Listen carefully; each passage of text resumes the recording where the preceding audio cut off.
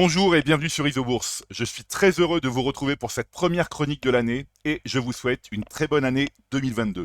J'en profite également pour vous remercier de votre fidélité à Isobourse depuis plus de 17 ans maintenant.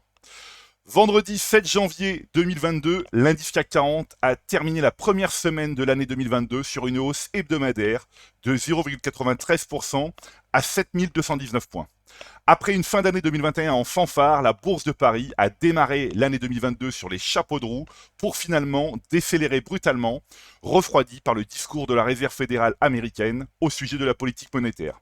Après une hausse proche de 3% sur les 3 premières séances de 2022, les principaux indices français ont stoppé net leur course pour revenir sur des gains hebdomadaires plus modestes, au-dessous de 1%.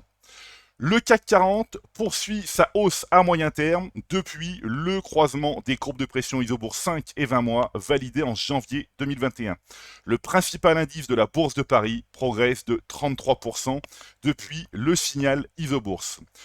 De son côté, le baromètre des petites valeurs françaises évolue au sein d'une tendance haussière de moyen terme depuis le croisement des courbes de pression Isobourse 5 et 20 mois validé en novembre 2020.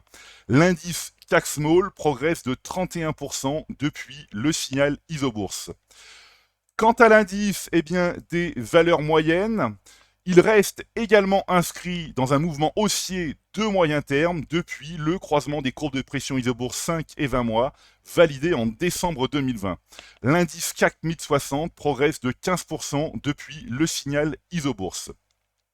Sur le plan des actions maintenant, l'analyse des valeurs du CAC All Tradable, donc l'indice représentatif du marché français, montre que le consensus moyen terme évolue dans le vert avec près de 55% des valeurs en tendance haussière. À long terme, le consensus Isobourse poursuit son entrée dans le vert avec plus de 50% de valeurs en tendance haussière, son meilleur niveau depuis plus de 4 ans. Mais pour cette première semaine de l'année 2022, il y a une catégorie de valeurs qui a largement dominé le palmarès des hausses. Il s'agit des banques. En zone euro, les banques allemandes Commerzbank et Deutsche Bank sont les plus fortes hausses hebdomadaires du secteur bancaire cette semaine. Alors sans surprise, le modèle Isobourse est positif à moyen terme sur Commerzbank depuis le croisement haussier des courbes de pression Isobourse 5 et 20 mois validé en juillet 2020. Le titre Commerzbank progresse de 81% depuis le signal Isobourse. Le modèle Isobourse est également positif à moyen terme sur Deutsche Bank depuis le croisement haussier des courbes de pression Isobourse 5 et 20 mois validé en septembre 2019. Le titre Deutsche Bank progresse de 79% depuis le signal Isobourse. Je rappelle que tant que la courbe de pression Isobourse 5 mois évolue au-dessus de la courbe de pression Isobourse 20 mois, le scénario est de se laisser porter par la tendance majeure haussière. Plus largement, et comme le montre le consensus, le modèle Isobourse est positif à moyen terme sur les banques de la zone euro depuis déjà plus d'un an.